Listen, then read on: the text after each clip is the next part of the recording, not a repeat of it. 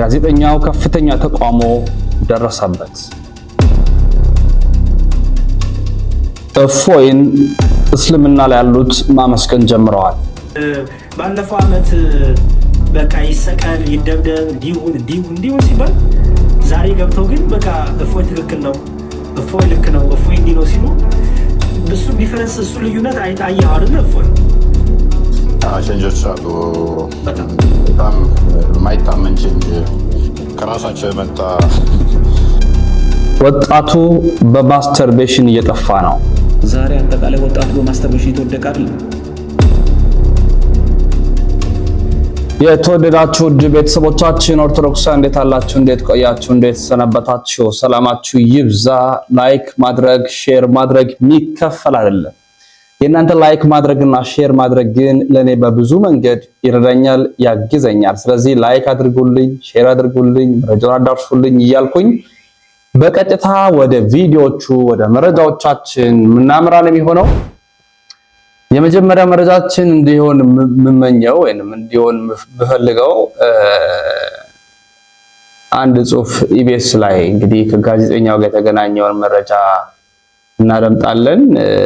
እንግዲህ ሁላችንም በኢቢኤስ ላይ ያሉ ጋዜጠኞች እናውቃለን። ከነሱ ውስጥ አንጋፋው ለ10 ዓመታት ያህል በጋዜጠኝነት ሙያው የቆየውን እናውቃለን። በተለይ ትዝታችን በኢቢኤስ እና እስራኤል ሀገር ሄዶ ትዝታችን በእስራኤል ቴል አቪቭ የቀረጸው ቀረጻ በቲክቶክ በዩቲዩብ ወደ 76000 ያህል ሰዎች በኢቢኤስ በዋናው የዩቲዩብ ገጽ ተመልክተውት ነበረ። 70 ምናምን ሺህ ሰው ማለት ነው። ከነዛ ውስጥ አብዛኛው በእስልምና ያሉ ወንድሞቻችን በቀጥታ የደቦ ፍርድ ሲፈርዱ የፍልስጤምን እንደተቃወመ አይነት ነገር አድርገው ሲሰሩ ተመልክተናል። እና አንድ ጋዜጠኛ የሚጠበቅበትን ያደረገው እስራኤል ሄደው ስለ ቅድስት ስፍራ ማስጎብኘቱ አንዳንድ እስልምና ያሉት አልተደሰቱም። ፕሮፓጋንዳዎችንም እየሰሩ ነው። ይህ በጣም አሳዛኝ ነው። በጣም በርካቶች እንደውም አንድ ወንድማችን እንዲህ አለና ጽሑፉን አጋራን። ሐሳቡ በጣም ስለወደድኩት እንደሚከተለው ላቀርብላችሁ። በመጀመሪያ ጭንቅላት ያለው ካልሆነና ሰብአዊነት ሳይሆን በዘሩና በሃይማኖቱ ብቻ የሚነዳ ይሄን ፖስት ሲለፈው ስለ ጋዛ ህፃናት ሰው የሆነ ልጅ ያለው ቤተሰብ ያለው ሁሉ አዝኗል ብዬ አምናለሁ። አንዳንዶች ሀዘናቸው ከሃይማኖት አንጻር ቢሆንም ማለቴ ነው። እኛ ሀገር መቼም የደቦ ፍርድ መተዳደራችን የሆንን ህዝቦች ሆነናል። ሰሞኑን በሚናፈሰው ጉዳይ ላይ ጋዜጠኛ ዮናስ ከበደ ላይ በሚሰነዘሩ ትችቶች ከምንም የመጡ ናቸው ብዬ ትዝታችን በእስራኤል ቴል አቪቭ የሚለውን ፕሮግራም ለማየት ሞከርኩ። አንዳንዶቹ እንዳላችሁት የእስራኤልን በደል ለመሸፋፈን ነው ይህን ፕሮግራም ያደረገው ስትሉ ስሰማ እስራኤልን ደግፎ በጋዛ ህጻናት ጭፍጨፋ ላይ ማስተባበያ የሰጠና ጉዳዩ አልተፈጸመም ያለ ነበር የመሰለኝ። ለዚያ ነው ፕሮግራሙን ያየሁት። ግን ደግሞ አንድም ቦታ እናንተ ባላችሁት መልኩ ምንም ነገር ሲናገርም ሆነ አስተያየት ሲሰጥ አላገኘውም። እስቲ የትኛው ንግግሩ ነው እንደዚህ እንደ ጠላት እንድታዩት ያደረጋቸው?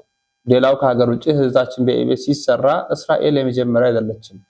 ሌሎች ሀገሮችም ሰርቶ ያውቃል። ምናልባት የእስራኤል ኤምባሲ ግብዣ አድርጎለት ከሆነስ? ይቀጥልና ጽሑፉን ሐሳቡን ይጠቀልላል።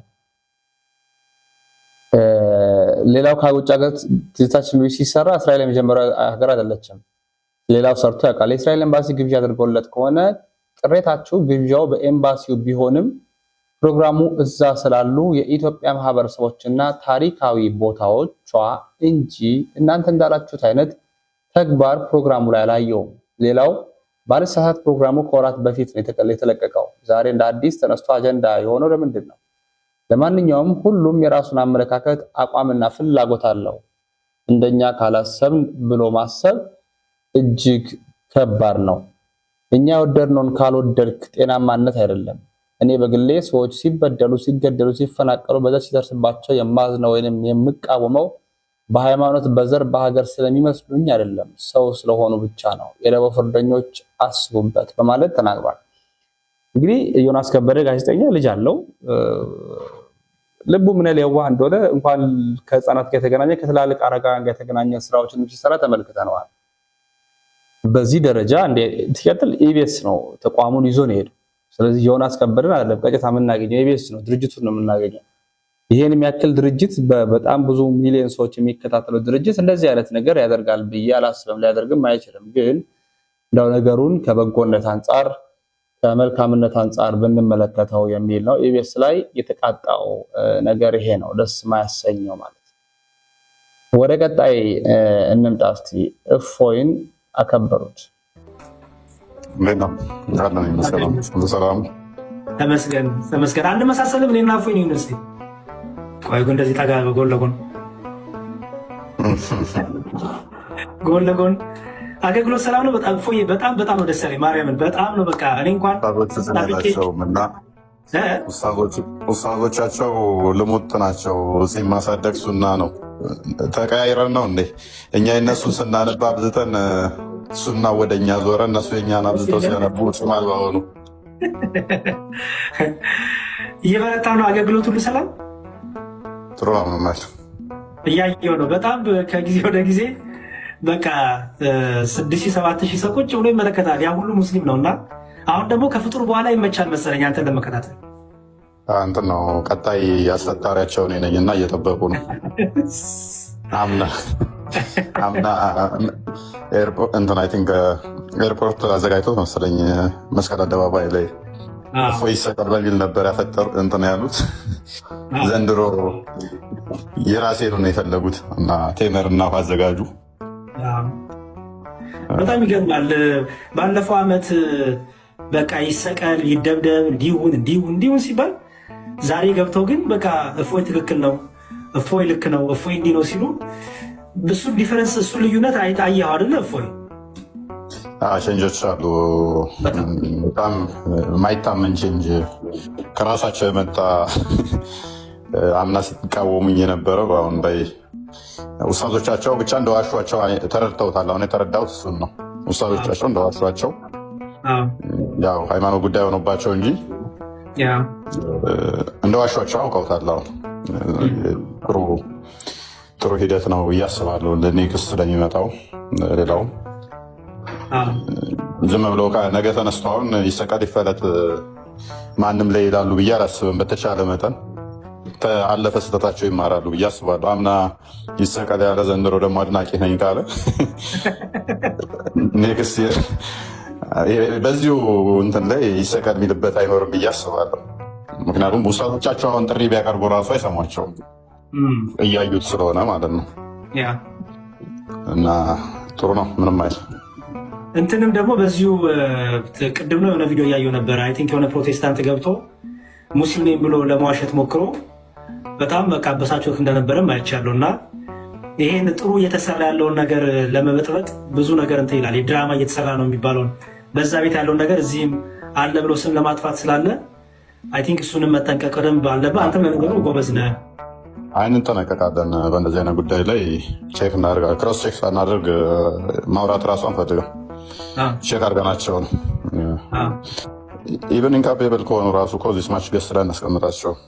ለመወየድ ብቃት ከሌላቸው ገስ ላይ እናስቀምጣቸው። እዛኛው ቤት እንደሚደረገው እኛ ጋር እንዲመጣ ስለማንፈልግ እዛኛው ቤት አሁን በቃ የመጨረሻ መፍትሄ ያሏት ምንድነው? እሱ የሰዎችን አይምሮ መያዣ። ሰው እየሰለመ ነው። ዛሬ እኮ 5 ሰው ሰለመ፣ ዛሬ እኮ 8 ሰው ሰለመ፣ ዛሬ ከ10 ሰው ሰለመ። ሚስቶቻቸውን እዛው ሻዳ እያስያዙ እኛ ቤት ገብተው አላህን ክደው ነው በየቀኑ የሚወጡት። እነሱም ሻዳ እያስያዙ ያ አሁን ኦዲየንስ በደንብ አውቆታል። እንግዲህ ይሰቀል የተባለው ሙገሳ ጀምሯል። ምክንያቱም መረጃ ከማስረጃ ጭምር ይዞ እውነትነትን ይዞ ነው እያደረገ ያለው እና ይሄ በጣም ሊያስመሰግነው የሚገባ ስራ ነው። ብዙዎችም በዚህ ይደነቃሉ ብዬ አስባለሁኝ። በእውነት አንድ በጣም ደስ ያለኝን የዘመድኩንን ተግባር ልግለጥላችሁ። በዚህ በጌዲዮ አማሮ ቡርጂ ላይ ተአምር ተሰርቷል። ብፁዕ አቡነ ገሪማ የሚመሩበት ሀገረ ስብከት ነው እና እንዲህ ይላል። ባነበው ደስ ያሰኘኛል። የተዘጉ 35 የገጠር አብያተ ክርስቲያናት ለ1 ዓመት እንዲከፈቱ የዓመት የካህናት ደሞዝ ወጪ የሚሆን 1.4 ሚሊዮን ብር ተሰብስቧል ሲል ኩን የደመላሽ ካሳይ አርባ ምንጭ ተናግሯል ማለት ነው። እግዚአብሔር ይመስገን።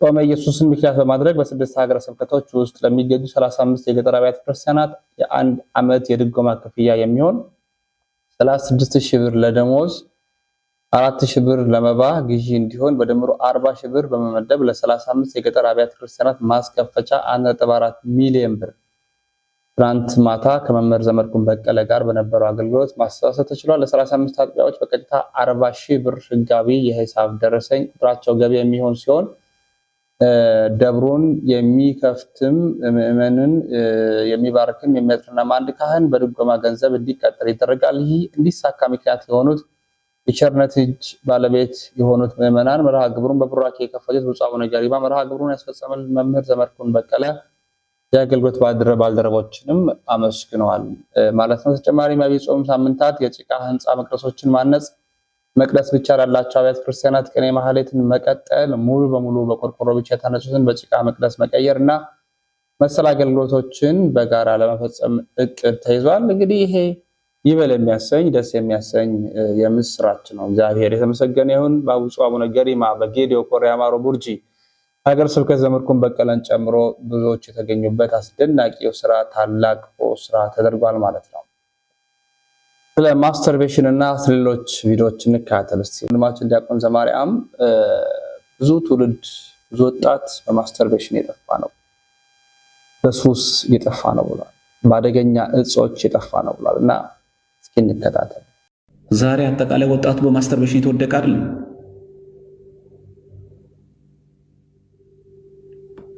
አሁን ለዚህ ሚዲያ ማይመጥን ብዙ ጉድ ኃጢአት የለም።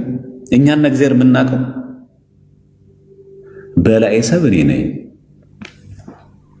78 አይደለም 200 ሰዎችን 1000 ሰዎችን በጾም ውስጥ እንኳን አምተን ቦጭቀን ከቤተክርስቲያን እንዲርቁ አድርገን ጠልተን ያስጠላናቸው ሰው እንዲጠላቸው ያደረግን የራሳችን የግላችን ኢጎን ያልተውን ብዙ አሸንክታር ተሸክመን ቤተክርስቲያን የምናገለግል በመመሪያ የገሌ ክሬ በጣሱ ስንት ሰዎች ናቸው? በዲያቆን ገሌ ምክንያት ስንት ሰዎች ክደዋል? በብፁዕ አቡነ ገሌ ምክንያት ስንቶች ፕሮቴስታንት ሆነዋል? በላይ ሰቡ እኔ ነኝ። ለብዙዎች ለመጥፋታቸው ምክንያት የሆንኩት እኔ ነኝ። ክርስትና ማለት ጥፋተኛው እኔ ነኝ ማለት ነው። በሃይማኖት ብትኖሩ ራሳችሁን መርምሩ ስለሚል ራስን ማየት ነው። ታዲያ የድንግል ማርያም ምልጃ የሚያስፈልገው እዚህ ውስጥ ማን አለ? ማን ነው የማያስፈልገው? አሁን ድንግል ማርያም እሺ በላይ ሰብ ጋር ሲመጣ ጥርኝ ውሃ ተገኘ፣ እኛ ጋር ምን ይገኝ ይሆን? እሺ በላይ ሰብ ጋር ጥርኝ ውሃ ተገኘች፣ እኛ ጋር ሲመጣ አሁን እግዚአብሔር አምላክ ምን ያገኝ ይሆን? አሁን እኛ ጋር እውነት ቱ ቢሆን እስቲ ሲናወራ አሁን እግዚአብሔር አምላክ እኛ ጋር ቢመጣ ምንድን ነው የሚያገኘው? እውነት ሲነጋገር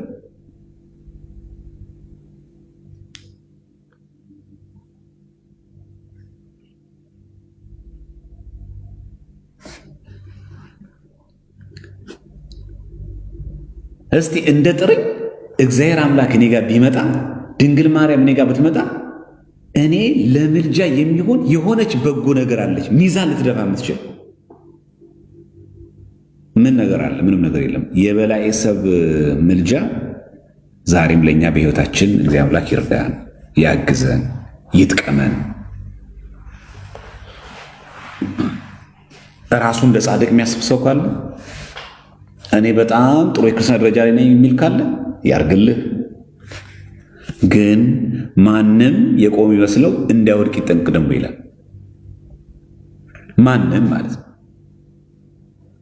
ስለዚህ 78 ሰው የበላ ስንል ብዙ የበላናቸው ሰዎች አሉ። በጣም ብዙ ሰዎች ነን። በጣም በእኛ ምክንያት የጠፋ ሰው አለ፣ ከወንዶችም ከሴቶችም በጣም ብዙ ማለት ነው። በጣም ብዙ የጠፋ ሰዎች አሉ። እግዚአብሔር በምህረቱ ይመልከታል። ሲመዘን ብሎ ይመዘን። አሁን እኛ ጋር አሁን አንተ ክርስቲያን ነህ ቢለን ገሌ ገሌ ገሌ ገሌ ገሌ ገሌ የጠፉት በአንተ አይደለም፣ በአንቺ አይደለም።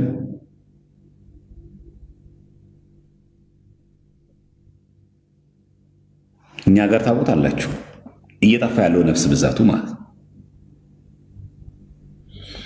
ስለዚህ የድህነተ በላይ ሰብ ክርስቲያን የነበረ ሰው ግን በኋላ ላይ በኃጢአት የወደቀ በምግባር የቆሸሸ የደቀቀ ሰው ነው። ይሄ ተአምር ምን ያሳየናል ካልን በየትኛውም አይነት ኃጢአት የወደቅን እንኳን ብንሆን ቅሉ እንደ በላይ ሰብ እንዴትም ባሉ በጣም ብቻ የቆሸሽን ብንሆንም ቅሉ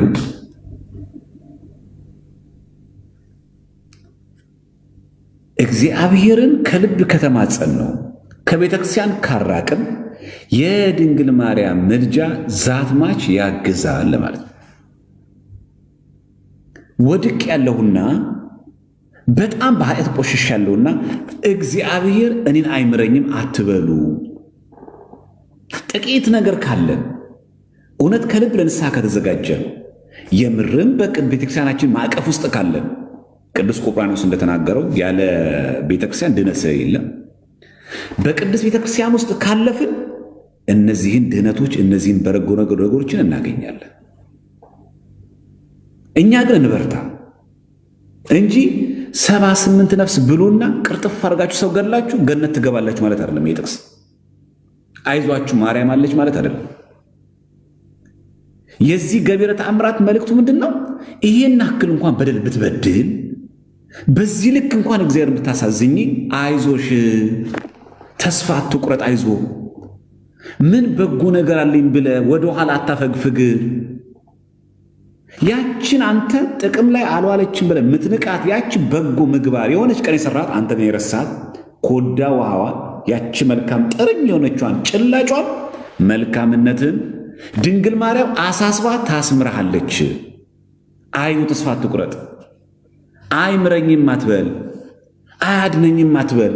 እንግዲህ ምን ያህል ወጣት የጠፋ እንዳለ ምን ያህል ወጣትን እያጣን እንዳለ ማሳየት በጣም በርካታ። እንግዲህ ባለፈው 22000 ሴተኛ ዳሪዎች አዲስ አበባ ላይ ብቻ አሉ። 18000 በላይ ኦርቶዶክስ ነው ተባለ። በማስተርቤሽን፣ በሱስ፣ በጎዳና በተለያዩ ሌሎች ሱሶች ተይዘው የወደቁ ያለ እድሜያቸው የወለዱ ጽንስ የያዙ ጽንስ ቢጨናገፍባቸው ስንት አሉ።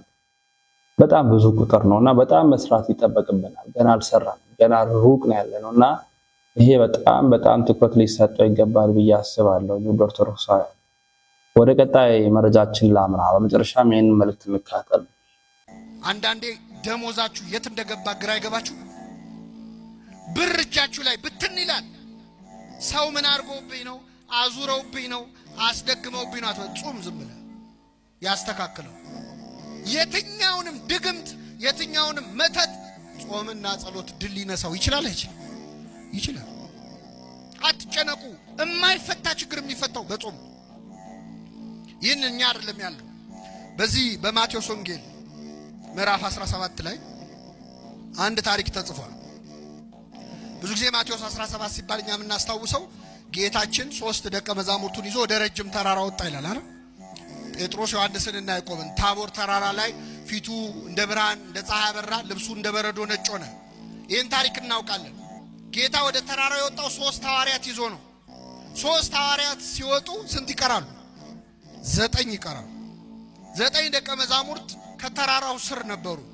አንድ ችግር ገጥሟቸው ጭንቀት ላይ ነበሩ። ይገርማቸዋል። እዛ ብርሃን እየበራ ነው፣ እነሱ እዚህ ጨልሞባቸው። ምን መሰላችሁ? አንድ ሰውዬ ጋኔን የተያዘ ልጁን ይዞ ወደ ክርስቶስ መጣ እንዲፈወስለት። ይዞት መጣ። ጌታ 3ቱን ደቀ መዛሙርት ይዞ ተራራው ጫፍ ላይ ነው ያሉት ደቀ መዛሙርት ስንት ናቸው? ደቀ መዛሙርቱ ደግሞ አጋንንት የማውጣት ስልጣን አላቸው። ሄደው አጋንንት ስለ ስም ተገዙልን ብለው መጥተው ለክርስቶስ ሁሉ ነግረውታል። አጋንንት ስለተገዙላችሁ ደስ አይበላችሁ፣ ስማችሁ በሰማያት ስለተጻፈ ደስ ይበላችሁ ሁሉ ብሏቸው። ስለዚህ አጋንንት ያወጣሉ። ስለዚህ ጌታ ባይኖርም ተማሪዎቹ ደቀ መዛሙርቱ ያወጡልኛል ብሎ ይህ ሰውዬ አመጣውና ያንን ልጅ እባካችሁ ይህንን ርኩስ መንፈስ አስወጡልኝ፣ ልጄ በጨረቃ ይጥለዋል አለ። በምን ይጥለዋል? ማታ ማታ ሲመሽ እያነሳ ይጥለዋል።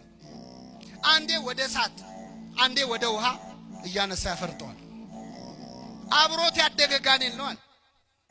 አብሮት ነው ያደገው ከህፃንነቱ ጀምሮ እስካሁን ያሰቃየው እና እባካችሁ ይህንን ጋኔን ገስጻችሁ አስወጡልኛል። ይገርማችኋል።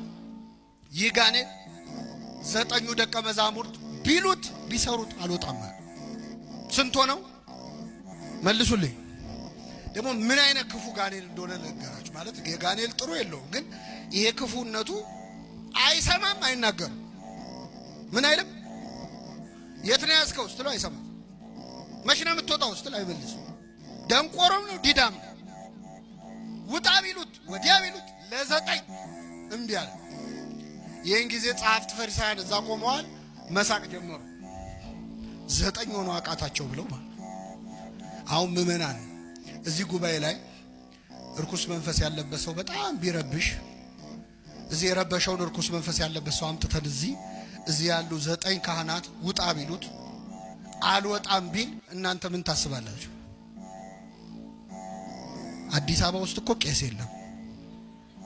ድሮም እኛ እናውቀዋለን ነው። ድሮ ቀረ ካህን ምን ነው አይደል? ካህን የለም ነው ለ9 ወዲህ ቢሉት ሌላ ቀን እንኳን ጋኔል ያወጡ ሐዋርያት እኮ ናቸው። ይገርማቸው። ሌላ ቀን አውጥተዋል። አሁን ግን እምቢ አለ። ከዛ አይሁድ ይሾካሾካሉ፣ ይስቃሉ። ሐዋርያት 9 ሽምቅቅ ብለው ቆመዋል። ጋኔሉ ልጁን ያንፈራፍረዋል። ይህ ሲሆን ጌታ 3 ደቀ መዛሙርቱን ይዞ ብርሃነ መለኮቱን ምን እያለ ነው? እያበራ ነው። ጴጥሮስ እዛ ቆሞ ጌታ ሆይ በዚህ መሆን ለኛ፣ አቤት ወንድሞች እዛ ይሰቃያሉ፣ አንተ በዚህ መሆን ለኛ መልካም ነው ትላለህ። አንተ ሲመች እኮ አይታየም የሰው ችግር። ከዛ ጌታ ከዚያ ተራራ ወረደ። ሲወርድ ያ ሰው እየቀረበውና ጌታ ሆይ ልጄን ወደ ደቀ መዛሙርትህ አመጣሁት፣ ሊፈውሱት ግን አልቻሉም። ቢቻልህስ ልጄን ፈውስልኛል። ምን ቢልህስ? ለማን ነው ቢቻልህስ ያለው? ለክርስቶስ ቢቻልህስ ይባላል። ለእግዚአብሔር ምን የሚለው የለም። ቢቻልህስ ያለው ለምን መሰላችሁ? ደቀ መዛሙርቱ ካቃታቸው ያው መምህራቸውም የነሱ ቢጤ ነው ብሎ። አሁን እኮ እግዚአብሔርን ያስናቅረው እኛ አገልጋዮቹ ነው። እኛ ስላልቻለን የማይችል እንዳይመስላችሁ። እኛ ነው ያቃተን። እሱ ሁሉን ማድረግ ይችላል። ቢቻልህስ አለው። ቢቻልህስ ትላለህ? ለሚያምን ሰው ሁሉ ይቻላል አለ። ይህን ጊዜ ሰውየው ምን አለ? አምናለሁ፣ አለማመኔን እርዳው አለ። እስኪ በሉ አምናለሁ፣ አለማመኔን። ይህ ሰው ያምናል አያምንም? ያምናል አያምንም? ለምን? ምን አለ? ምን እላለሁ? አምናለሁ አለ። መልሶ ደግሞ ስለዚህ የሰው ያምናል አያምንም? ግራ ገባችሁ አይደል? እሱም ግራ ገብቶታል። ያምናልም አያምንምም። አምናለሁ፣ ምንን እርዳው? እያመኑ አለማመን አለ ለካ። ግራ ገባችሁ? ልቀይርና ልንገራችሁ። እጾማለሁ በሉ እስኪ። አለመጾሜን እርዳው። እንጾማለን አንጾም ግን እየጾምን ነው። ስጋ እንበላም፣ የሰው ስጋ ግን እንበላለን። አናማም፣ አንዋሽም። አፋችን አይጾምም፣ አንደበታችን አይጾምም። ከስጋ ከእንጀራ ከምግብ ግን ምን እንላለን? ስለዚህ በሉ እጾማለሁ። አይደከማችሁ መሰለኝ። እጾማለሁ በሉ እስኪ። አለመጾሜን እጸልያለሁ። እንጸልያለን አንጸልይ? ግን ደግሞ እንጸልይ። እየጸለያችሁ አባታችን ሆይ እያላችሁ አባታችን ሆይ ከመቼው እንዳለቀ ግራ ገብቷችሁ አያውቅም? ያውቃል አያውቅ? የጸሎት መጽሐፍ እየጸለይን ስንት ገጽ ቀረው ብለን ቆጥረን አናውቅም? እጸልያለሁ በሉ። አለመጸለይን እየጸለዩ አለመጸለያል፣ እየዘመሩ አለመዘመር፣ እየቀደሱ አለመቀደሳል። አምናለሁ አለማመኔን እርዳዋለ። ይህን ጊዜ ጌታ ምን አለው? የማታምን ትውልድ ሆይ እስከ መቼ ከእናንተ ጋር እኖራለሁ አለ። አመጣው፣ ውጣ አለው። ጋኔኑ ወዲያውኑ ወጣ። ህዝቡ ሁሉ ወደ ቤቱ ሄደ። 9 ደቀ መዛሙርት ቅድም ለ9 እምቢ አላቸው አላልኳችሁ? 9 ወደ ጌታ መጡ። ጌታ ሆይ እኛ ልናወጣው ያልቻልነው ለምንድን ነው አሉት። ለምን አቃተን? 9 ሆነን ለምን አቃተን ሲሉት ስለ እምነታችሁ ማነስ ነው። ነገር ግን አለ ይህ አይነቱ ጋኔን ያለ ጾምና ያለ ጸሎት አይወጣም። ዝንቱ ዘመድ ይወጥ ዘእንበለ በጾም ወበጸሎት። ይህ አይነቱ የጋኔን ወገን እንግዲህ አጋንንቱ ሁሉ እኩል አይደሉም። ከዋነኞቹ አለቆች የወደቁ አሉ፣ ሳጥናኤልን የመሰሉ ደግሞ ከታች የወደቀ ተራ መልአክ አለ። እንዲህ አይነቱ ወገን እንዲህ አይነቱ ነገድ ያለ ጾምና ያለ ጸሎት አይወጣም ማለት። ከኔ ጋር ናችሁ ምእመናን? አሁን እኛ እዚህ ይህንን ትምህርት የምትሰሙ ምእመናን አልወጣ ያለ ጋኔን የለብንም? እስቲ አስታውሱ። ከልጅነት ጀምሮ እምቢ ያለ አልወጣ ያለ ችግር መጀመሪያ እስቲ ሀገራችን ኢትዮጵያ አልወጣ ያለ ጋኔን የለባት? የተወዳጁ ቤተሰቦቻችን የዛሬ መረጃዎቻችን ይህን ይመስላሉ። በሌሎች መረጃዎች እንመለሳለን። ተሰማበትን ሰናይ